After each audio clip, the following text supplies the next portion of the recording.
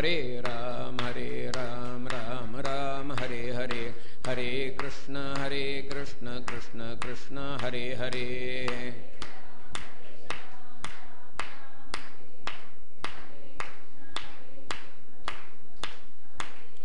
हरे राम राम राम हरे हरे, हरे कृष्ण कृष्ण कृष्ण हरे हरे।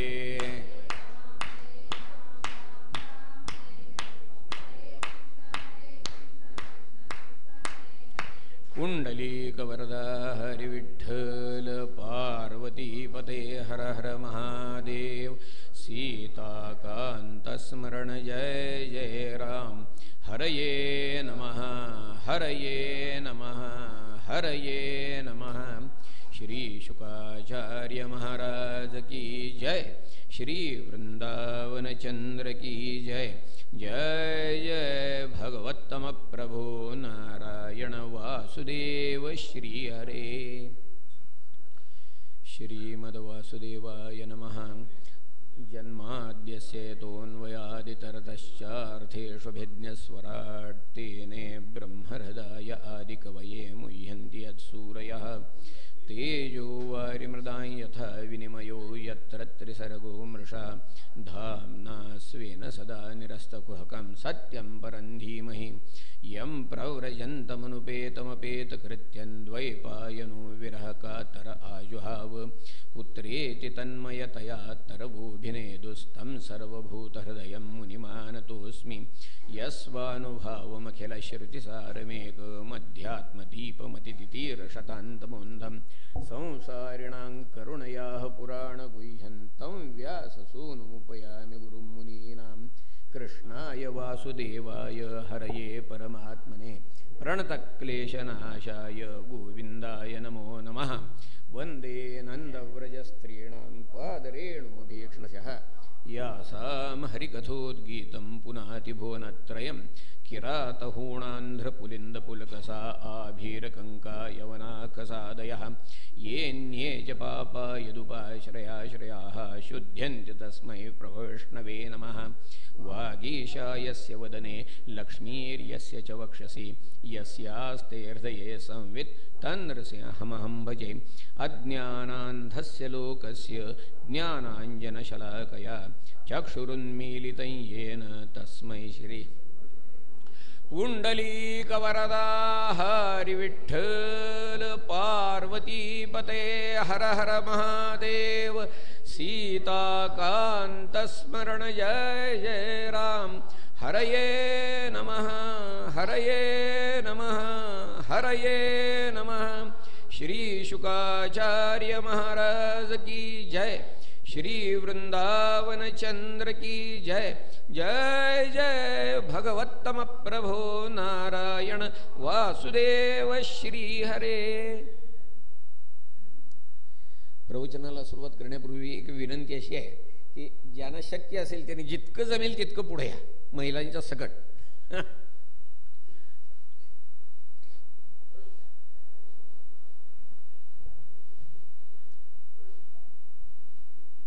क्षेत्रामध्ये श्रीमद भागवत श्रवणाचा योग आपला आहे, सेवा करण्याचा योग हे आम्हाला आहे। मोठी भाग्याची गोष्ट आहे। सप्ताहाच्या सुरुवातीला श्रीमद भागवत ग्रंथाचं महात्म्य ऐकायची प्रथा आहे आणि त्याप्रमाणे आपण आज या ग्रंथाचं महात्म्य ऐकणार आहोत। या महात्म्याला गोकर्ण महात्म्य असं म्हणतात, परंतु गोकर्ण या नावावरनं त्या गोकर्ण तीर्थक्षेत्राशी याचा संबंध जोडायचा नाही। या महात्म्यामध्ये जो चरित्र नायक आहे त्याचं नाव गोकर्ण आहे आणि म्हणून याला गोकर्ण महात्म्य असंही म्हणतात।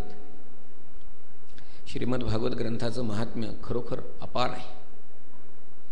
12 स्कंधामध्ये याचाच उल्लेख करताना भागवतकारांनी म्हटलं, सर्व वेदांत सारम ही श्रीमद्भागवत मिष्यते तद रसामृत तृप्तस्य नान्यत्रस्यादरते क्वचित। बस, श्रीमद भागवताचं अमृत ज्यांनी प्राशन केलं त्यांना इतर कुठल्याही पुराणामध्ये रस राहत नाही, आणि ही वस्तुस्थिती आहे बरं का।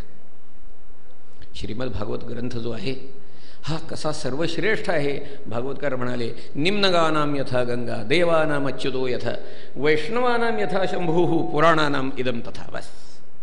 निम्नगानाम यथा गंगा, सगळ्या नद्यांच्या मध्ये ज्याप्रमाणे गंगा नदी सर्वश्रेष्ठ आहे. निम्नगानाम यथा गंगा, देवानाम अच्युतो यथा, सगळ्या देवांच्या मध्ये भगवान विष्णू ज्याप्रमाणे सर्वश्रेष्ठ आहेत. वैष्णवानाम यथा शंभू, वैष्णवांच्यामध्ये भगवान शंकर हे सर्वश्रेष्ठ वैष्णवांच्यामध्ये. पुराणानाम इदम तथा, सगळ्या पुराणामध्ये त्याप्रमाणे हे श्रीमद्भागवत सर्वश्रेष्ठ आहे. भागवतकार सांगतात, तीर्थानांचैव सर्वेषां यथा काशी ह्यनुत्तम, सगळ्या तीर्थक्षेत्रामध्ये ज्याप्रमाणे काशी सर्वश्रेष्ठ आहे त्याप्रमाणे आहे श्रीमद्भागवत हे सर्व पुराणामध्ये सर्वश्रेष्ठ आहे. भागवतकारांनी ग्वाही दिलेली. या ग्रंथाचं महात्म्य पद्मपुराणांतर्गत जे आलेलं आहे ते श्रवण करण्याचा, ऐकण्याचा, सांगण्याचा प्रघात आहे. त्याप्रमाणे हे आपण महात्म्य पाहणार आहोत. महात्म्यकाराने पहिल्यांदा म्हणजे महात्म्याच्या सुरुवातीला भगवान श्रीकृष्णाला नमस्कार केलेला आहे. सच्चिदानंद रूपाय विश्वोत्पत्त्यादि हेतवे तापत्रय विनाशाय श्रीकृष्णाय वयं नमः. सच्चिदानंद रूपाय, हा भगवान श्रीकृष्ण परमात्मा कसा आहे तर म्हणाले सच्चिदानंद रूपाय, तो सद्रूप आहे, चिद्रूप आहे आणि आनंद रूप आहे. सच्चिदानंद रूपाय. पुढं विश्वोत्पत्त्यादि हेतवे, हा श्रीकृष्ण परमात्मा कसा आहे तर म्हणाले या विश्वाच्या उत्पत्ती स्थिती लयाला, उत्पत्ती स्थिती आणि लय याला कारणीभूत असणार आहे. आणि कसं आहे तर म्हणाले तापत्रय विनाशाय, त्रिविध ताप, आध्यात्मिक, आधी भौतिक, आधी दैविक, अशा त्रिविध तापांचा नाश करणारा आहे. म्हणून आपल्या त्रिविध तापांच्या नाशासाठी महात्म्यकार भगवान श्रीकृष्णाला नमस्कार करतात. सच्चिदानंद रूपाय विश्वोत्पत्त्यादि हेतवे तापत्रय विनाशाय श्रीकृष्णाय वयं नमः. आणि त्यानंतर महात्म्यकारांनी शुकाचार्यांना नमस्कार केलेला आहे. यम प्रव्रजंतमनुपेतमपेत कृत्यं द्वैपायनो विरह कातर आजुहाव पुत्रेति तन्मयतया तरवोभिनेदुस्तं सर्वभूतहृदयं मुनिमानतोस्मि. शुकाचार्यांना नमस्कार केल्यानंतर आता श्रीमद्भागवत ग्रंथाचं महात्म्य ज्या प्रसंगी गायलं गेलं तो प्रसंग आता सांगतात. म्हणाले नैमिषे सूतमासीन अभिवाद्य महामतीं कथामृतरसास्वाद कुशल शौनको ब्रवीत अज्ञानध्वांत विध्वंसो कोटी सूर्यसमप्रभ सूताख्या ही कथासारम मम कर्णरसायनम. नैमिषारण्यामध्ये सूत आणि शौनक यांचा संवाद सुरू आहे आणि सूतानं शौनकांनी काही प्रश्न विचारले. म्हणाले भक्तिज्ञान विरागाप्तो विवेको वर्धते महान माया मोह निरासस्य वैष्णवैः क्रियते कथम इह घोरे कलौ प्रायः जीवश्चा सुरतांगतः क्लेशाक्रांतस्य तस्यैव शोधने किं परायणं श्रेयसां यद्भवेत् श्रेयः पावनानांच पावनं कृष्णप्राप्तिकरं शाश्वत साधनं तद्वदाधुना. विचारलेले प्रश्न असे. पहिला प्रश्न असा आहे की भक्ती ज्ञान विरागाप्तो विवेको वर्धते महान, भक्ती ज्ञान वैराग्य आणि विवेक यांची वाढ कशामुळे होईल सांगा. पारमार्थिक जीवन, व्यावहारिक जीवन यामध्ये जे मूलभूत अपेक्षित महत्त्वाचे घटक आहेत ते हे आहेत. भक्ती ज्ञान वैराग्य विवेक. ज्याच्या जीवनामध्ये विवेक नाही त्याचं जीवन सफल होणं शक्यच नाही. म्हणून म्हणतात ह्या गोष्टींची वाढ कशामुळे होईल सांगा. भक्ती ज्ञान विरागाप्तो विवेको वर्धते महान. दुसरा प्रश्न असा आहे. म्हणाले माया मोह निरासश्च वैष्णवैः क्रियते कथम. लोकांनी आपल्या मायेचा मोहाचा निराश कसा करावा. इह घोरे कलौ प्रायः जीवश्चा सुरतांगतः क्लेशाक्रांतस्य तस्यैव शोधने किं परायणं. या कलियुगामध्ये सगळे जीव जे आहेत हे आसुरी प्रवृत्तीचे झालेले आहेत आणि त्यामुळं अत्यंत दुःख भोगतायत म्हणाले. तेव्हा यांच्या चित्ताची शुद्धी कशी होईल तेवढं सांगा. आणि शेवटचा प्रश्न असा केला की म्हणाले, श्रेयसाम यद्भवे श्रेयः पावदानांच पावनम कृष्णप्राप्तिकरम शाश्वत साधनं तद्वदाधुना. श्रेयस्कर गोष्टीमध्ये अत्यंत श्रेयस्कर, पावनकारक गोष्टीमध्ये अत्यंत पावनकारक, भगवान श्रीकृष्णाची सहजपणे पण खात्रीनं प्राप्ती करून देणारं साधन कोणतं तेवढं सांगा. सूताना शौनकाने हे प्रश्न विचारलेत आणि आता सूत त्यांना उत्तर देत आहेत बरं का. प्रीती शौनक चित्ते ते ह्यतो वचमे विचार्यच सर्व सिद्धांत निष्पन्नम संसार भयनाशनम भक्त्योघवर्धनम यच्च कृष्ण संतोष हेतुकम तदहंते भिधास्यामी सावधानतया शृणु. जरा लक्ष देऊन ऐका बरं का. म्हणजे मी आपल्याला म्हटलं नाही, सूत शौनकानं म्हणतायत. सावधानतया शृणु भक्त्योघवर्धनम यच्च कृष्ण संतोष हेतुकम. मग अशी प्रश्न विचारताना असा प्रश्न केलेला होता, भक्ती, ज्ञान, वैराग्य आणि विवेक यांची वाढ कशामुळे होईल. आणि उत्तर देताना सूताने फक्त भक्तीचा उल्लेख केला. भक्त्योघवर्धनम यच्च कृष्ण संतोष हेतुकम. विचार करणाऱ्याच्या मनामध्ये शंका अशी येणं साहजिक आहे की 4 गोष्टींचा विचारलेला असताना फक्त भक्तीचाच उल्लेख कसा करून थांबले ते. तर त्याचं उत्तर असं आहे की या भक्तीच्या पोटामध्ये हे सगळे येतात. कसं मी आपल्याला सांगतो. काय आहे की भक्तीच्या पोटात ज्ञान आणि वैराग्य येतात. भागवतकारांनीच सांगितलेलं आहे. वासुदेवे भगवती भक्तियोग प्रयोजित, हा विषय पुढे येणार आहे. वासुदेवे भगवती भक्तियोग प्रयोजित जनयत्याशु वैराग्यम ज्ञानंच यद हेतुकम. भक्तीच्या पोटामध्ये पुढे भक्तीने धरले हाती आणि मागे ज्ञान वैराग्य येते म्हणाले. बस. तेव्हा भक्तीच्या पोटामध्ये ज्ञान वैराग्य येतात. तिची लेकरच आहे ती. एखाद्या लेकरूवाळ्या बाईला जेवायला बोलवलं, तिचं 8-10 महिन्याचं लेकरू आहे समजा, तर तिला जर जेवायला बोलवलं असेल तर त्या लेकराला वेगळं आमंत्रण द्यायला लागत नाही. ती जेवायला येणार आहे याचा अर्थ ती लेकराला घेऊन येणार हे गृहीत आहे. तसा प्रकार आहे. भक्तीचा उल्लेख केला म्हणजे तिच्या पोटामध्ये ज्ञान आणि वैराग्य आले. आपण म्हणाल की हे आम्हाला मान्य आहे, ठीक आहे. विवेकाचं काय? तर त्याचं उत्तर असं आहे की जे विवेकजन्य असतं त्यालाच वैराग्य म्हणतात. जे विवेकजन्य नसतं त्याला वैराग्य म्हणत नाहीत, तर त्याला वैताग म्हणतात. याचा अर्थ असा की वैराग्य जे आहे त्याच्या बुडाशी विवेक हा असलाच पाहिजे. म्हणजे एका भक्तीच्या उल्लेखामध्ये ह्या तिघांचा उल्लेख समाविष्ट झाला. म्हणून उत्तर देताना म्हटलं की भक्त्योघवर्धनम यच्च कृष्ण संतोष हेतुकम तदहंते भिदास्यामी सावधानतया शृणु. काल व्याल मुखग्रास त्रास निर्णाश हेतवे. काळाच्या तोंडामध्ये हे सगळं जग चाललंय आणि अत्यंत दुःख पावतंय. हा जो होणारा त्रास आहे ह्या त्रासाचा निर्नाश, याचा अर्थ आत्यंतिक नाश. बस. कायमचा मोळा मोडतात म्हणतात ना, मोळा मोडला. कायमचा नायनाट करायचा असेल त्रास निर्नाश हेतवे. काल व्याल मुखग्रास त्रास निर्नाश हेतवे कृष्ण प्राप्तिकरम शाश्वत साधनं तद्वदा. सांगतो म्हणाले, ऐका. श्रीमद्भागवतम शास्त्रम कलौ कीरेण भाषितम. हा त्रास जो होणार आहे तो नाहीसा करण्यासाठी म्हणून कलौ म्हणजे कलियुगामध्ये श्रीमद्भागवत शास्त्र सांगितलं म्हणाले. कोणी सांगितलं? कीरेण. कीर या शब्दाचा अर्थ पोपट. पोपट या शब्दाचा अर्थ शुक आणि शुक या शब्दाचा अर्थ शुकाचार्य. शुकाचार्याने अहो यासाठीच सांगितलंय म्हणाले श्रीमद्भागवत. कलौ कीरेण भाषितम एतस्मादपरम किंचित मनःशुद्ध्यै न विद्यते.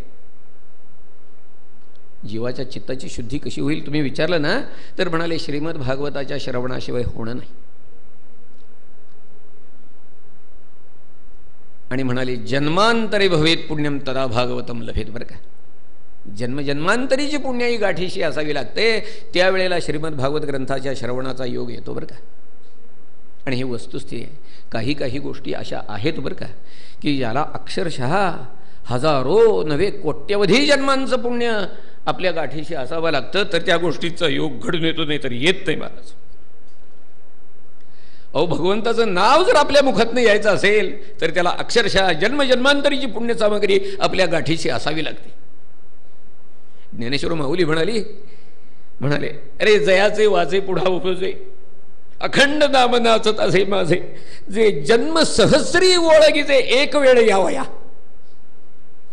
भगवंताचं नाव एकदा जर मुखात यायचं असेल तर अक्षरशः जन्म सहस्री ओळखीचे. ओळखणे याचा अर्थ सेवा करणे बरं का. हजारो जन्मांची सेवा ज्या वेळेला आपल्या पुण्याईच्या पारण्यात असावी त्यावेळेला भगवंताचं नाव एकदा मुखात नाही तर लक्षात घ्या.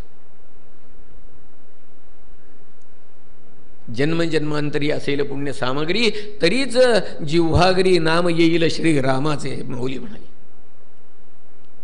भगवंताचं नाव आपल्या मुखातून येणं याला पुण्यसामग्री असावी लागते महाराज.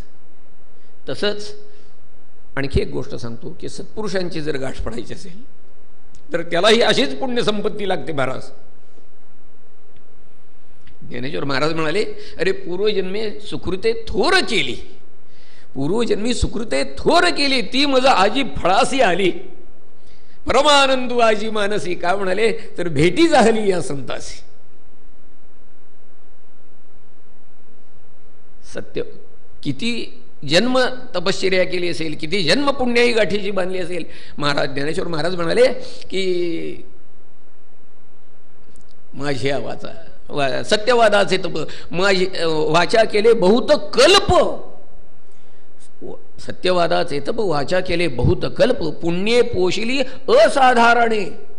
अशी पुण्याई संपत्ती ज्या वेळेला आपल्या गाठीशी बांधावी त्यावेळेला सत्पुरुषांची गाठ पडते, नाहीतर पडत नाही. या श्रीमद भागवत ग्रंथाच्या महात्म्यामध्येच असं म्हटलेलं आहे की भाग्योदयेन बहुजन्म समर्जितेन सत्संगमंच लभते पुरुषो यदा वै. बहुजन्म समर्जितेन सत्पुरुषांची गाठ उगीच पडत नाही महाराज. सत्पुरुषांची गाठ पडणं, भगवंताचं नामस्मरण आपल्या तोंडातनं नाव येणं याला अनेक जन्माची पुण्यसामग्री लागते महाराज.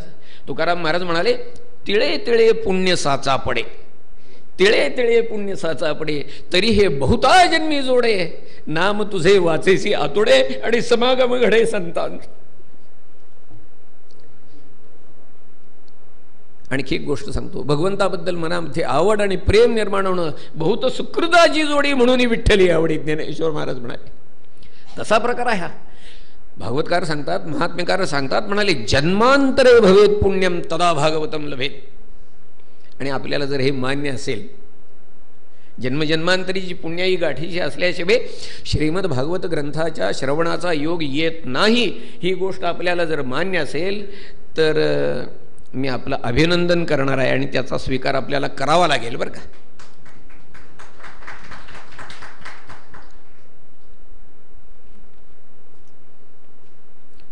परीक्षिते कथां वक्तुं सभायां संस्थिते शुके सुधा कुंभम गृहीत्वो देवास्तत्र समागमन शुकन नत्वा वदन सर्वे स्वकार्य कुशलाः सुराः कथासुधां प्रयच्छस्व गृहीत्वैव सुधामिमाम् एवं विनिमये जाते सुधा राज्ञा प्रपीयतां प्रपास्यामो वयं सर्वे श्रीमद्भागवतामृतम. बापूजी तुम्ही जरा इकडे सरकून बसा, ते खांब आडवा येतोय. महात्मेकर वर्णन करतात, म्हणाले झालं काय की शुकाचार्य परीक्षित राजाला श्रीमद भागवत सांगत असताना स्वर्गातले देव स्वर्गीय अमृताचा कलश घेऊन त्या ठिकाणी आले आणि त्यांनी शुकाचार्यांच्या समोर एक प्रपोजल मांडलं. काय मांडलं प्रपोजल? म्हणाले असं आहे, ते जे लोक आलेले होते ते तसे म्हणजे त्यांना विशेषण वापरलेलं काय आहे हे ऐका बरं का. स्वकार्य कुशलाः सुराः याचा अर्थ काय तर स्वतःचा स्वार्थ साधण्यात पटाईत असणारे देव. बस हे तिथं आलेले आहेत. आणि त्यांनी शुकाचार्यांना प्रपोजल मांडलं की म्हणाले हा स्वर्गीय अमृताचा कलश आणलेला आहे आम्ही, हा आपण घ्या आणि हे अमृत जे आम्ही आणलेलं आहे हे आपण परीक्षित राजाला द्या आणि आता आपण जे त्या परीक्षिताला श्रीमद भागवत रूपी अमृत देत आहेत ते आम्हाला द्या म्हणाले. हां, एवं विनिमये जाते असा एकदा व्यवहार आपण करूया. मग काय होईल? प्रपास्यामो वयम सर्वे श्रीमद भागवतामृतम, श्रीमद भागवत रूपी अमृत जे आहे त्याचं प्राशन आम्ही करू आणि राजाला म्हणाले हे अमृत द्या. ह्या लोकांची अशी कल्पना बरं का की ह्या परीक्षित राजाला आता ब्रह्मशाप झालेला आहे आणि आता तो मरणार, तेव्हा त्याला श्रीमद भागवत रूपी अमृत प्राशन करण्याची संधी देऊन त्याला अमर करावा, अशा तऱ्हेची शुकाचार्यांची इच्छा असावी, म्हणून ते त्याला श्रीमद भागवत सांगतायत अशी यांची कल्पना झाली. आणि म्हणून त्यांनी आणलं काय, स्वर्गातलं अमृत आणलं, नाही तरी अमृत प्याल्यानंतर अमर होतं म्हणे ना. पण मी आपल्याला सांगू का, हे स्वर्गातलं अमृत जे आहे ना, हे कसलं अमृत आहे ठोक आहे का? मी याचं खरं वर्णन सांगू आपल्याला. हे स्वर्गातलं अमृत जे आहे ना, ते प्याल्यानंतर अमर होतं म्हणायचं, परंतु हे अमृत प्यालेले इंद्र ब्रह्मदेवाच्या एका दिवसात किती होतात ठाऊक आहे का? ज्ञानेश्वर महाराज म्हणाले, जे देहाचे 14 ब्रह्मदेवाच्या एका दिवसामध्ये, एका दिवसात म्हणजे 24 तासाचा सुद्धा नव्हे, 12 तासाचा, सकाळी 6 ते संध्याकाळी 6 एवढा दिवस, तेवढ्या 14 इंद्रांच्या तटक्या उचलल्या जातात आणि ह्यांना अमर म्हणायचं बघ का. आणि हे अमृत प्राशन केलेले हे देव. हे अमृत म्हणजे कसं आहे ठाऊक आहे का, कालकूट विषाचं सख्ख भावंड आहे बरं का, लक्षात घ्या. बरोबर आहे, आपल्याला ठाऊक आहे. समुद्रमंथनाच्या वेळेला समुद्रमंथनातनं हे विषही निघालं आणि त्याच्याच बरोबर ते सख्ख भावंडच ना अमृत, ते बाहेर निघालं. समुद्र ढवळून काढलेलं. शुकाचार्यानं भुरळ पडावी असं म्हणून हे सुवर्ण कलश घेऊन, अमृताचा कलश घेऊन म्हणतायत की हे अमृत आपण घ्या, परीक्षिताला द्या आणि ते भागवत रूपी अमृत आम्हाला द्या. शुकाचार्य मनाशी विचार करतायत, लबाडायत म्हटले देव. अरे क्व सुधा क्व कथा लोके क्व काच क्व मणिर महान. अरे श्रीमद भागवत रूपी अमृताची हे स्वर्गीय अमृताशी तुलना करतायत. मला सांगा म्हणे की काचेच्या तुकड्याची आणि हिऱ्याची कधी बरोबरी झाली आहे का?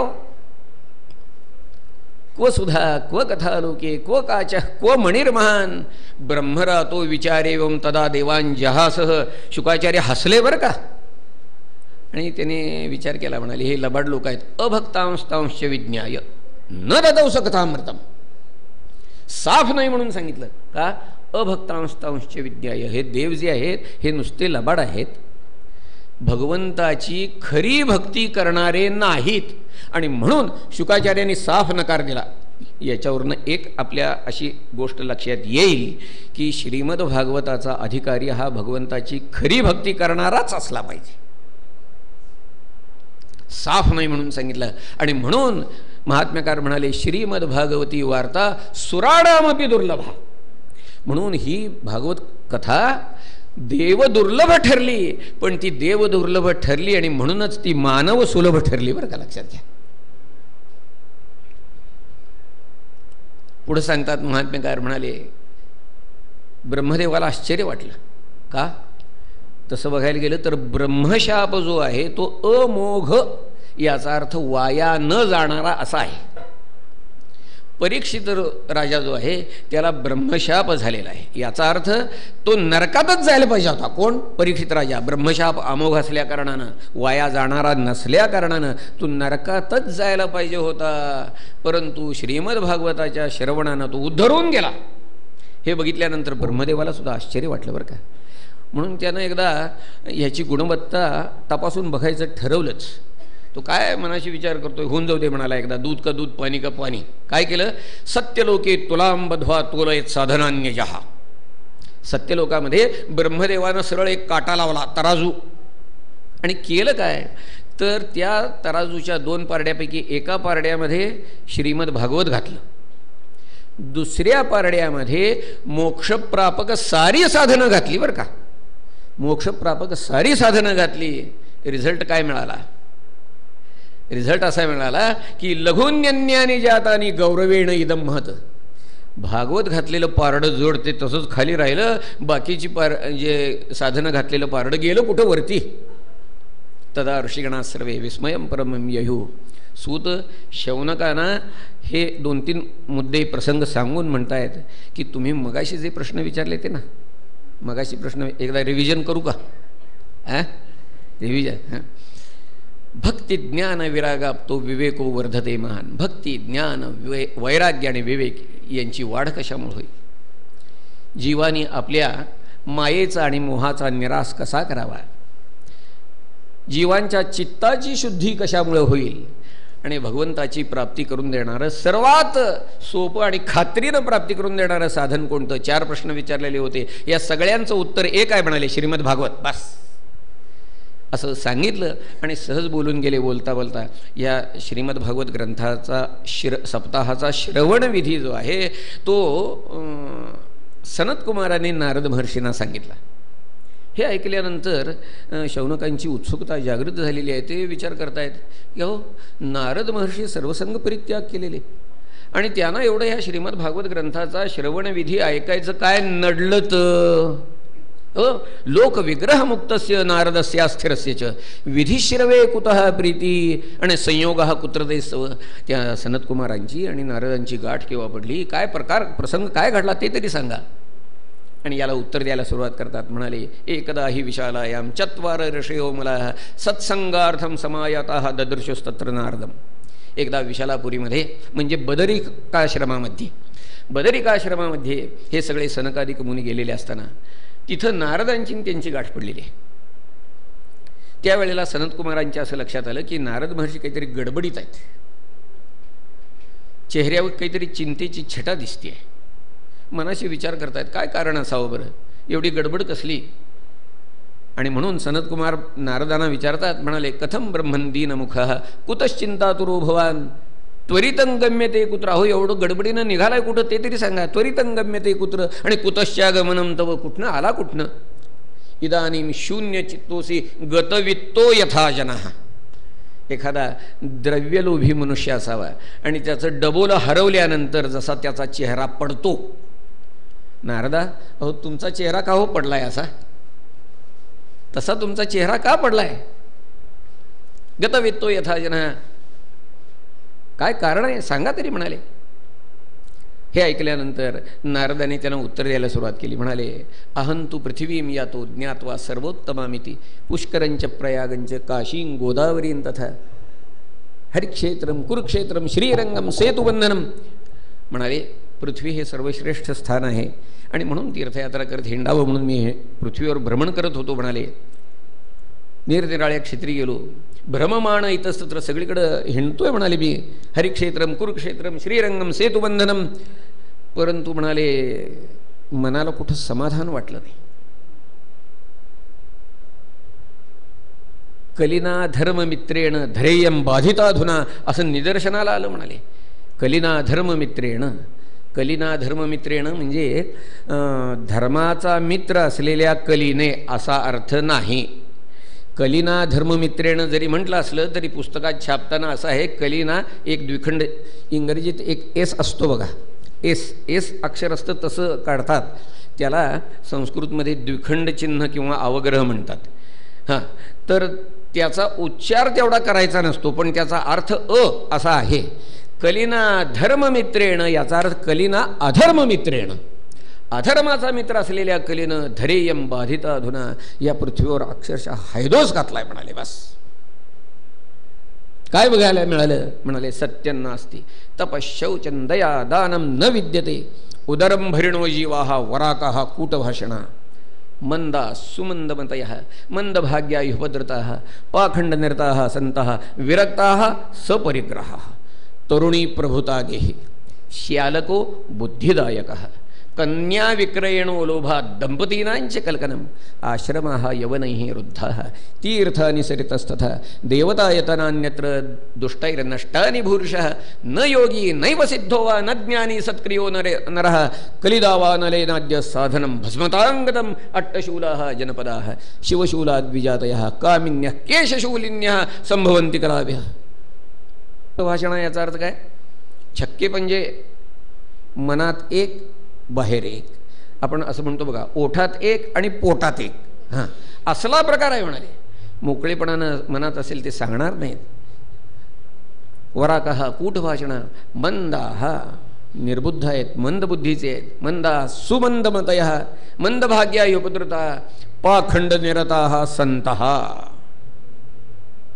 संत म्हणवणारे कसे आहेत, पापकारक गोष्टीमध्ये प्रवृत्त झालेत. म्हणाले पाखंड या शब्दाचा अर्थ काय सांगू का. काय पा स्टँड्स फॉर पाप, पा स्टँड्स फॉर पाप आणि खंड याचा अर्थ चिन्ह, पाखंड याचा अर्थ पापकारक गोष्टी. संत म्हणवणारे जे लोक आहेत हे सगळे पापकारक गोष्टीमध्ये प्रवृत्त झालेले आहेत, लक्षात घ्या. आणि वस्तुस्थिती आपण पाहतोय महाराज. आज पेपर वाचल्यानंतर आपल्याला डोळ्यासमोर येत आहेत काय गोष्टी घडतायत त्या महाराज. पाखंड निरता संता विरक्ता सपरिग्रह. विरक्त म्हणवणारे जे आहेत ना ते परिग्रह बाळगून आहेत. अरे मग कसले विरक्त? अहो विरक्त म्हणायचं आहे ना, परंतु मी आपल्याला सांगू का, ते विरक्त म्हणवणारे आहेत असा आहे त्याचा अर्थ. आणि आपल्याला सांगतो जे म्हणवणारे असतात ते असत नाहीत आणि जे असतात ते म्हणवत नाहीत. जे असतात ते म्हणवत नाहीत, जे म्हणवतात ते असत नाहीत. आणि हे सगळ्या बाबतीत आहे बरं का, सगळ्या बाबतीत आहे. श्रीमंतीच्या बाबतीत तसंच आहे, विद्वत्तेच्या बाबतीत तसंच आहे, हरिभक्तीच्या बाबतीत तसंच आहे, श्रीमंतीच्या बाबतीत हो तसंच आहे. अरे जो खरा श्रीमंत आहे, जो मनानं श्रीमंत आहे, धनानं तर असेलच, मनानं सुद्धा जो श्रीमंत आहे तो आपली श्रीमंती मिरवायला जात नाही, लक्षात घ्या. हां अहो कायम अंगावर सोनं बाळगणारा जो आहे त्याला कधी मिरवावं असं वाटत नाही. पण ज्याच्या हाताला कधी नव्हेची 2 ग्रॅमची अंगठी लागते, या की या या की या अशी दाखवतो तो. अरे काय रे बाबा, हातावरनं काय वारं गेलं का काय तुझ्या? असं बरोबर आहे, त्याची चूक नाही आहे. कधी नव्हेची 2 ग्रॅमची अंगठी घालायला मिळाली आहे. एक राजा होता, भगवंताचं सुंदर मंदिर बांधलं बरं का त्यानं. अजून असं काम आता जवळजवळ पूर्ण होत आलेलं आहे आणि राजा बांधकाम कसं झालंय बघायसाठी म्हणून गेलेला आहे. राजा तिथे गेलेला असताना त्याचा एक प्रजाजन तिथं आला बरं का. आणि राजाला काय म्हणतो ठोक का, महाराज आपण हे मंदिर बांधलं होय, काय विशेष केलं नाही म्हणे, विशेष केलं नाही म्हणे. अहो तुमच्याजवळ पैसा होता तुम्ही बांधलं, त्यात काय विशेष केलं? आमच्याजवळ पैसे असते आम्ही बांधलं असतं. तो प्रजाजन राजाला म्हणतोय बरं का. पण राजा खरोखर दिलदार होता, उदार मनाचा होता. त्यानं प्रजाजनालाच प्रश्न काय केला ठाऊक आहे का? तो काय म्हणाला ठाऊक आहे का? अहो तुम्हाला हे मंदिर मी बांधलं असं कुणी सांगितलं? अहो हे मंदिर आपणच बांधलंय. राजा प्रजाजनाला म्हणतोय बघा मनाची श्रीमंती कशी आहे, लक्षात घ्या. जे श्रीमंत असतात ते मिरवायला जात नाहीत, लक्षात घ्या. जे विद्वान असतात ते आपली विद्वत्ता मिरवायला जात नाहीत बरं का. आणि कुठे 4 पुस्तकं वाचावीत, काय घमेंड येते महाराज ज्ञानाची. यदा किंचित न्यो, एक सुभाषित आहे बरं का, यदा किंचित न्योहम द्वीप इव मदांध समभवम. 4 पुस्तकं वाचली तर काय मस्ती आली. तदा सर्वज्ञोस्मी इत्यभवदवलिप्तम मम मनः. असं वाटायला लागलं अरे मी सर्वज्ञ झालो. परंतु तो सुभाषितकार पुढं काय म्हणतो ठोक आहे का, म्हणाले आम्हाला असं वाटलं आपण सर्वज्ञ झालो, घमेंड आली आम्हाला, नाही असं नाही. परंतु म्हणाले यदा किंचित किंचित बुधजन सकाशात अवगतम. खरे शहाणे लोक जे होते त्यांच्या सान्निध्यामध्ये जायचा ज्या वेळेला आम्हाला योग आला त्यावेळेला आमची विद्वत्तेची मस्ती जी होती ती झटक्यात जिरली म्हणाला. बस जे खरे विद्वान आहेत ते विद्वत्ता मिरवायला जात नाहीत, लक्षात घ्या. ज्ञानेश्वर महाराजांच्या सारखे ज्ञानियांचे राजे ते स्वतःबद्दल काय म्हणतात ठाऊक आहे का? आपण ज्ञानेश्वरी काढाने बघा. ज्ञानेश्वर महाराज म्हणाले येरवी तरी मी मूर्खू. बस मला सांगा ज्ञानेश्वर महाराजांनी स्वतःला मूर्ख म्हणून घ्यावं, आमच्यासारख्या अज्ञानेश्वरांनी काय म्हणून घ्यावं सांगा. श्रीमद शंकराचार्य समुद्राच्या तीरावर बसलेले आहेत महाराज. त्यांचे शिष्यवरी हात जोडून त्यांना म्हणतात महाराज आपलं किती ज्ञान किती प्रचंड आहे, समोर अथांग पसरलेले सागराप्रमाणे आपलं ज्ञान आहे. शिष्याने असं सांगितलं. शंकराचार्याने आपल्या हातातला दंड जो होता तो असा समुद्राच्या पाण्यात बुडवला आणि असा वर काढला. खाली असा ओघळून एक थेंब लोंबायला लागला खाली त्या दंडाच्या. शंकराचार्य म्हणतात आणि म्हणाले समुद्राच्या मानानं हा थेंब हे जेवढं प्रमाण आहे तेवढं सुद्धा आमचं ज्ञान नाही म्हणाले. काय नम्रता आहे, लक्षात घ्या. काय नम्रता आहे. मी आपल्याला सांगू का, जिथं वैपुल्य आहे ना तिथं नम्रता असतीच बरं का. आंबे लगडलेलं झाड आहे, त्याच्या फांद्या अशा झुकतात महाराज, लक्षात घ्या.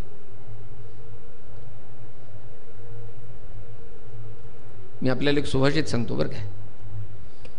विषभार सहस्रेण गर्वम न आयाती वासुकीही. वासुकी आपण बघितलंय, चित्र बघितलं असेल निदान. शेकडो फडा आहेत त्याला अशा महाराज. प्रत्येक फडेमध्ये, प्रत्येक तोंडामध्ये शेकडो तोळे विष आहे, लक्षात घ्या त्याच्याजवळ. मग एकूण किती झालं असेल बघा. म्हणून तो सुभाषितकार काय म्हणतो ठोक आहे का, विषभार सहस्रेण. इतकं जरी असलं तरी गर्वम न आयाती वासुकी. त्याची फडासुद्धा अशी नम्र असते, बघितलं असेल आपण चित्र असं. हां, गर्वम न आयाती वासुकी.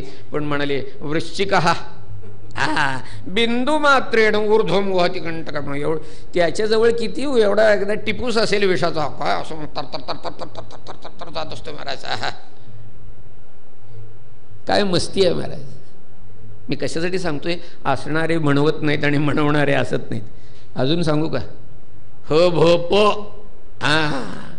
ह भ प म्हणवणारे ह भ प असत नाहीत, पक्क लक्षात ठेवा तुम्ही. ह भ प चा अर्थ काय आहे ठोक आहे, हरी भक्ती परायण.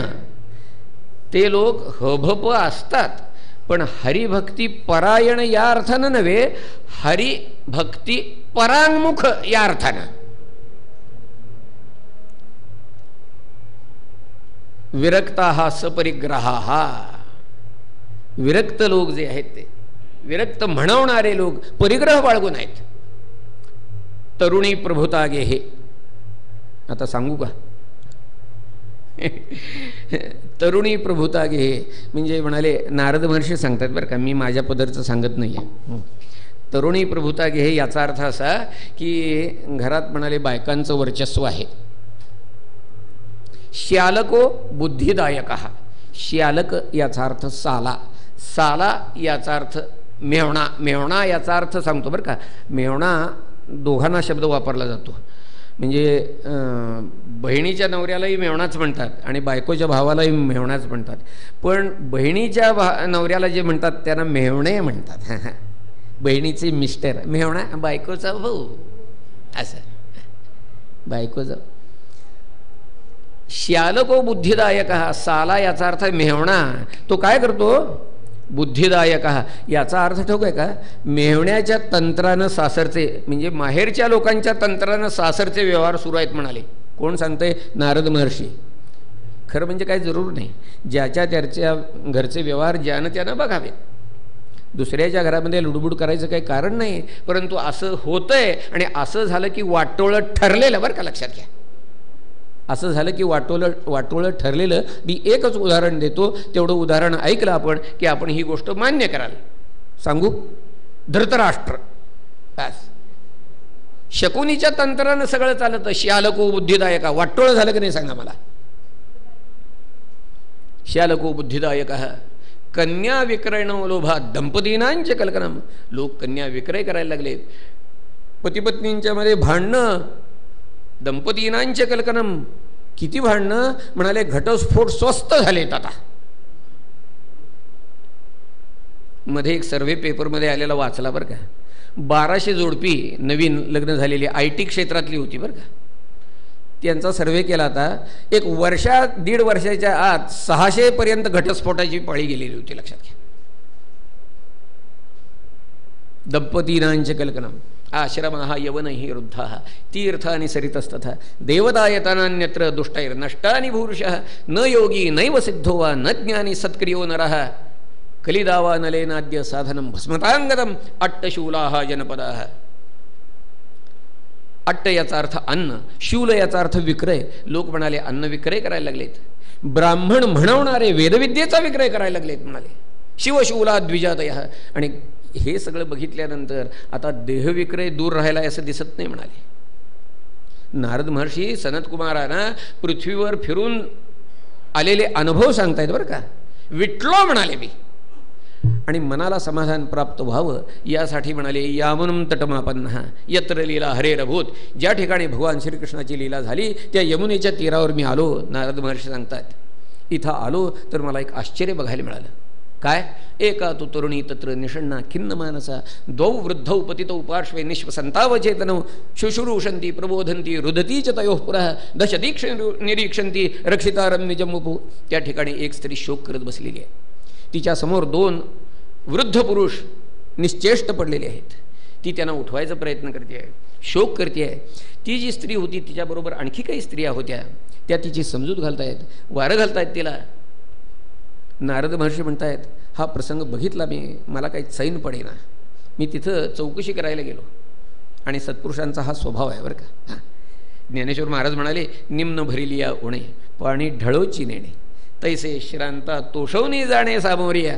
आपण कधी असं बघितलं आहे का हो? पाटातनं पाणी वाहत असतं आणि मध्ये एखादा जर खड्डा आला तर तो खड्डा चुकून पाणी असं बाजूनं वाट काढून कधी गेलेलं बघितलं आहे?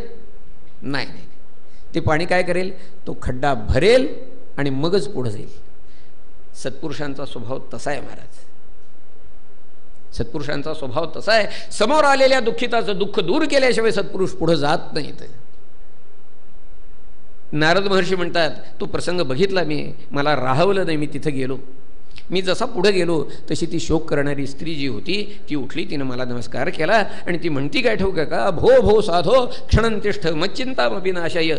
हे सत्पुरुषा, मला आपल्याकडं बघितल्यानंतर असं वाटतंय की बहुधा तव वाक्येन दुःख शांतिर्भविष्यती.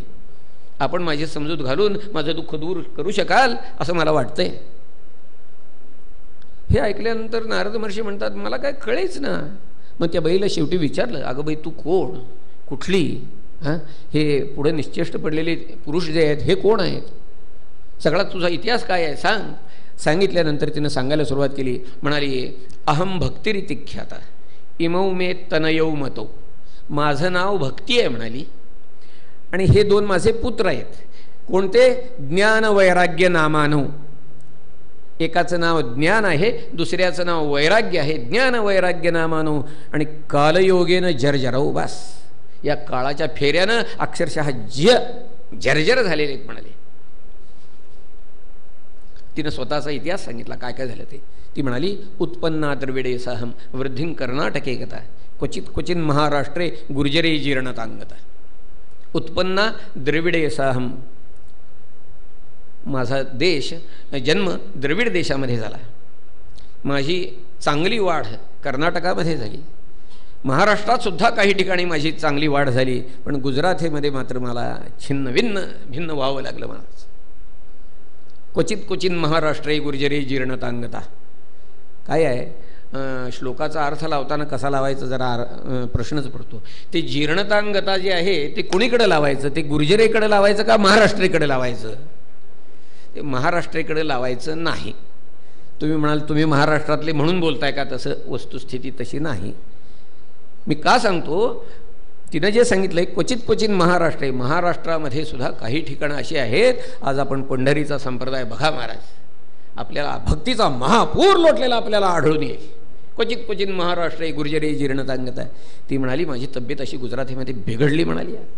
शेवटी तब्येतीला आराम पडावा असं वाटलं म्हणून मी माझ्या मुलांना घेऊन मी वृंदावनामध्ये आले. इथं आल्यानंतर काय झालं तर माझ्या प्रकृतीला आराम पडला, परंतु माझ्या मुलांची काय प्रकृती सुधारत नाही आहे.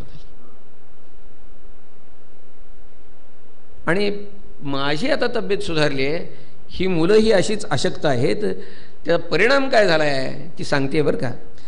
व्यवहाराच्या दृष्टीनं आई ही मुलांच्यापेक्षा सिनियर, साधारणपणे 20 वर्षाचं अंतर धरा कमीत कमी, अगदी ही जुळी मुलं आहेत म्हटलं तरी.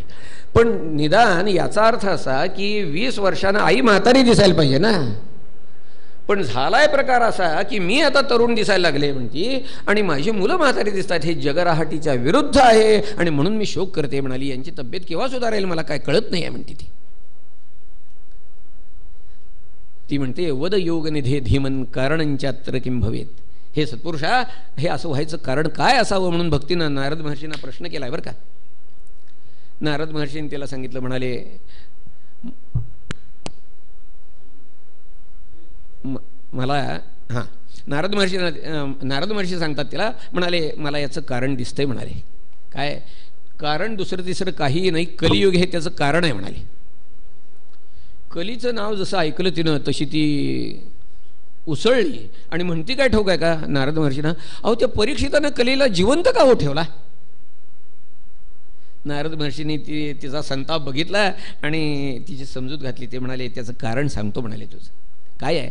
यत फलं नास्ति तपसा न योगेन समाधिना तत्फलम लभते सम्यक कलौ केशव कीर्तनात. पास कलीचा हा एक गुण परीक्षितानं हेरला. कोणता. यत फलं नास्ति तपसा न योगेन समाधिना. तपश्चर्या योगधारणा वगैरे सगळं करून सुद्धा जे फळ कलियुगामध्ये मिळत नाही ते फळ केवळ भगवन् नामसंकीर्तनानं कलियुगामध्ये मिळतं. हा कलीचा गुण परीक्षितानं हेरला म्हणून त्याला सोडला. भक्तीला सुद्धा आश्चर्य वाटलं बरं का. तिनं नारद महर्षींना नमस्कार केलेला आहे. ती म्हणते जयति जगती मायाम यस्य कायाधवस्ते वचन रचनमेकं केवलंच्या कलय्य ध्रुवपदमपि यातो यत्कृपातो ध्रुवोऽयं सकलकुशलपात्रं ब्रह्मपुत्रं नतास्मि. जयति जगती मायाम यस्य कायाधवस्ते. कायाधव. कायाधव याचा अर्थ कयाधूचा मुलगा म्हणजे कोण. प्रल्हाद. प्रल्हादाच्या आईचं नाव कयाधू. तो कयाधूचा मुलगा म्हणून त्याला कायाधव म्हणायचं. भक्ती म्हणती की हे नारदा आपला उपदेश एक वार ग्रहण करून ते सुद्धा डायरेक्ट नाही इनडायरेक्टली उदरात असताना प्रल्हादानं तुमचा एक उपदेश एक वार ऐकला आणि त्यानं मायेवर विजय मिळवला. जयति जगती मायाम यस्य कायाधवस्ते वचन रचनमेकं केवलंच्या कलय्य ध्रुवपदमपि यातो यत्कृपातो ध्रुवोऽयं. हे सत्पुरुषा आपल्या कृपाकटाक्षामुळं तो जो ध्रुव बालक आहे त्यानं ध्रुवपदाची प्राप्ती करून घेतली. आपण सर्व मंगलमय आहात, ब्रह्मपुत्र आहात, मी आपल्याला नमस्कार करते असं म्हणून त्या भक्तीनं नारद महर्षींना नमस्कार केलेला आहे. आणि यानंतर नारद महर्षी आता तिची समजूत घालतायत. वृथा खेदयसे बाले अहो चिंता तुरा कथम श्रीकृष्ण चरणांभोजम स्मर दुःखं गमिष्यति. बस. अगं द्रौपदीच्या परित्राता येन कौरव कश्मलात पालिता गोप सुंदर्या स कृष्ण क्वापि नोगतः. आणि तू तर म्हणाले त्वंतु भक्ती ही प्रिया तस्य. भगवान श्रीकृष्ण निजधामाला गेला म्हटलं तरी तो काय गेला नाही म्हणाले. आणि तू भक्ती तर म्हणाले त्वंतु भक्ती ही प्रिया तस्य. तू तर त्याला अत्यंत प्रिय असणारी भक्ती. त्वंतु भक्ती ही प्रिया तस्य सततम प्राणतोधिका त्वया होतस्तु भगवान याती नीच ग्रहेष्वपी. नारद महर्षी तिला सांगतायत भगवंताजवळ तुझ्या शब्दाला वजन किती आहे ठाऊक आहे का. नारद महर्षी सांगतायत की अगं भक्ती तू जर भगवंताला सांगितलंस भगवंता माझ्या शब्दाखातर आपण या नीच माणसाच्या घरामध्ये चला तर भगवान तुझ्या मागो मग तिथं त्याच्या घरामध्ये येतील. एवढं तुझ्या शब्दाला वजन आहे भगवंताजवळ. सत्यादी त्रियोगे बोध वैराग्य मुक्ती साधक कलौतु केवला भक्ती ही ब्रह्म सायुज्यकारिणी. या कलियुगामध्ये भक्तीनंच मोक्ष मिळेल असं भगवंतानी ठरवलं आणि तुझी उत्पत्ती केली. कोण सांगतंय. नारद महर्षी भक्तीला सांगतात. तुझी उत्पत्ती केल्यानंतर तू काय केलंस. हात जोडून भगवंताला विनंती केलीस. भगवंता म्हणाली तू काय हात जोडलेस आणि म्हणतेस मी आता काय करू. भगवंताला तू विचारलंस तर भगवंताने सांगितलं मदभक्तान पोषय. बस माझ्या भक्तांचं पोषण तू कर असं तुला सांगितलं. आणि ही गोष्ट तू विना विलंब मान्य केलीस आनंदानं. आणि त्यामुळं भगवंताने प्रसन्न होऊन काय केलं ठाऊक आहे का. मुक्ती ही तुला दासी म्हणून दिली म्हणतात. लक्षात घ्या. मुक्तीन दासीन ददौ तुभ्यम. मुक्ती ही तुला दासी म्हणून दिली असं तुझं महात्म्य आहे म्हणतात. तू काहीही काळजी करू नकोस. नारद महर्षी सांगतायत हे घोर असं कलियुग जरी असलं तरी सुद्धा तस्मिन् त्वां स्थापयिष्यामि गेहे गेहे जने जने. प्रत्येकाच्या घराघरामध्ये प्रत्येकाच्या हृदय मंदिरामध्ये तुझी स्थापना मी करीन. नारद महर्षी सांगतात असं जर मी केलं नाही तर काय तर तदा नाहम हरेरदासो लोके त्वान्न प्रवर्तये. नावचा हरिभक्त म्हणवणार नाही. व्यवहारामध्ये असं लोक बोलतात बघा. ही गोष्ट नक्की करणार हो नाही केली तर नाव बदला माझं म्हणतात. नारद महर्षी सांगतात काही काळजी करू नकोस म्हणाले. नारदांचं हे आश्वासक भाषण ऐकलं आणि तिला समाधान वाटलं आणि तिनं सांगितलं की म्हणाली की आता कृपा करून ह्या माझ्या 2 मुलांना उठवायचा प्रयत्न करा. हे ऐकल्यानंतर नारद महर्षींनी ते जे निश्चेष्ट पडलेले दोन पुरुष होते त्यांच्या कानाशी तोंड नेऊन त्यांना हाका मारायला सुरुवात केली. गदा हलवून जागं करायचा प्रयत्न केला. मुखम संयोज्य करणांते, कानापाशी तोंड नेऊन हाका मारायला सुरुवात केल्या. ज्ञान प्रबुद्धताम शीघ्र, रे वैराग्य प्रबुद्धताम, हे ज्ञाना उठ, अरे वैराग्या उठ. हाका मारल्या मारल्या मारल्या, काय परिणाम दिसे ना महाराज. आता काय करावं. मग त्यांच्या कानाशी नारद महर्षींनी वेदवेदांताचा घोष केला, गीता संघोष केला. एकदा केला असं नव्हे, अनेक वार केला. वेदवेदांताचा घोष केला, गीता संघोष केला. आणि कथनचित चोथितो बलात, कसं बस त्यानं उठवून बसवलं. कसं बस उठवलं. अहो पण कसलं उठवलं म्हणायचं. डोळ्यावरची झापड तर काय जात नव्हती. कडाकड जांभया काय देत होते, माना काय टाकत होते, अशक्त झालेले होते. पाठीला हात धरला तर म्हणून बसले ते, लक्षात घ्या. हात काढला की पुन्हा आडवे, पुन्हा स्वापपरायण. नारद महर्षी म्हणतात, मला असं वाटायला लागलं ह्यांना आता उठवता येतंय की नाही. शेवटी मी भगवंताचं स्मरण केलं म्हणाले. आणि त्यावेळेला आकाशवाणी झाली. व्योमवाणी तदैव अभून महर्षे खिद्यतामिती उद्यम सफलस्ते भविष्यती न संशया. नारदा, तुमच्या प्रयत्नाला खात्रीनं यश येणार म्हणाले. पण म्हणाले, एतदर्थन तू सत्कर्म सुरर्षे त्वम समाचार. एक तुम्हाला यासाठी सत्कर्म करायला पाहिजे. ज्ञान आणि वैराग्य यांना ऊर्जितावस्था यावी, ते जागे व्हावेत, ते चांगले सशक्त व्हावेत, यासाठी तुम्हाला एक सत्कर्म करायला पाहिजे. आणि ते सत्कर्म कोणतं हे तुम्हाला सत्पुरुषांनाही भूषणभूत असणारे सत्पुरुष सांगतील. आकाशवाणी झाली. नारद महर्षी म्हणतात, मी हे शब्द ऐकले आणि माझा जीव भांड्यात पडला. बस का, मला आत्तापर्यंत असं वाटत होतं की यांना आता उठवता येणं शक्यच नाही, परंतु उपाय आहे एवढं तरी कळलं. आता उपाय कोणता एवढाच प्रश्न होता. शेवटी नारद महर्षी म्हणतात, मी भक्ती ज्ञान वैराग्य त्यानं तिथंच ठेवलं आणि तीर्थयात्रा करायला सुरुवात केली. प्रत्येक तीर्थाच्या ठिकाणी जायचं, सत्पुरुषांची सभा बोलवायची, त्यांच्यासमोर हा भक्ती ज्ञान वैराग्याना ऊर्जितावस्था कशी येईल, यांची प्रकृती कशी सुधारेल, प्रश्न मांडायचा. बरं, ती भक्ती जी आहे ती फक्त वृंदावनात आली, आत्ताच तिची तब्येत ठीक आहे हो, पुन्हा बाहेर गेली की पुन्हा ढासळणार तब्येत. तेव्हा प्रत्येकाला विचारायचं. असा परिपाठ सुरू केला, परंतु मला काही उत्तर मिळेना. जिथं जिथं जातोय तिथं तिथं लोकांनी अवघडच दिसतंय बोलायला सुरुवात केली. काही लोकांनी तर विचार केला की नारद आलेत ना, म्हणजे ते आता हेच विचारणार काय, भक्ती ज्ञान वैराग्य यांची तब्येत कशी काय आता सुधारायची. त्यामुळं आपलं अज्ञान प्रकट होऊ नये म्हणून माझं तोंड चुकवायला सुरुवात केली लोकांनी. काही लोकांनी स्वच्छ सांगितलं, आम्हाला काय सांगता येत नाही. काही लोक म्हणतात की बघा, अहो म्हणाले योगीराज नारदांना सुद्धा जे सांगता येत नाही ते आम्ही पामरांनी काय सांगावं. काय एकूण असं दिसायला लागलं. म्हणाले सगळीकडनं नकाराचा सूर यायला लागलाय, आता काय करावं. शेवटी म्हणाले, उपाय आहे असं तर सांगितलंय ना आकाशवाणीनं, मग काय नाही, आता तपश्चर्या करायची आणि थेट भगवंताकडनं साक्षात हे कोडं सोडवून घ्यायचं.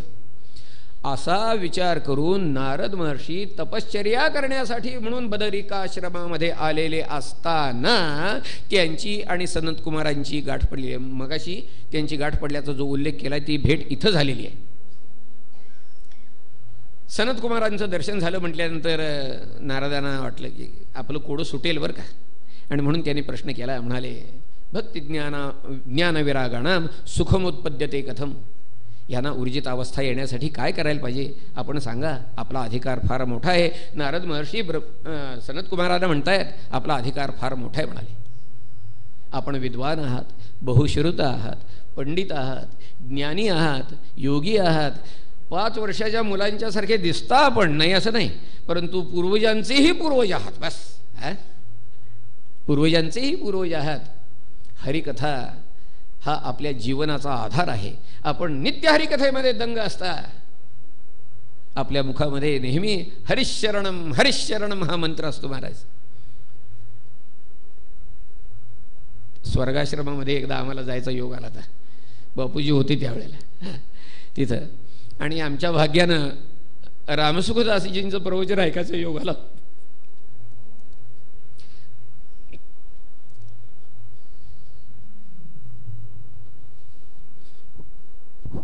आपल्याला सांगतो, अक्षरशः 10,000 हजाराचा ऑडियन्स बसलेला असतो बरं का. सर्वांगाचे कान करून लोक ऐकायला आतुर झालेले असतात. आणि मग त्या ठिकाणी संकीर्तन सुरू झालं. महाराज हरिशरणम हरिशरणम, 10,000 लोक एका सुरामध्ये एका तालामध्ये मनापासून मंत्रघोष करतायत. वातावरण बदलून जातं महाराज. ऐकणाऱ्याच्या अंगावर काटा आल्याशिवाय राहत नाही. लक्षात घ्या, आपण सुद्धा हा नामघोष करणार आहोत बरं का. मी आपल्याला सांगणार, आपण म्हणायचं हरिशरणम हरिशरणम हरिशरणम हरिशरणम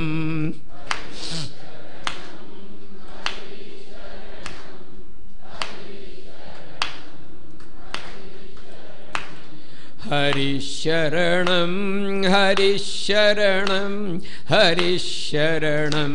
हरिशरणं हरिशरणं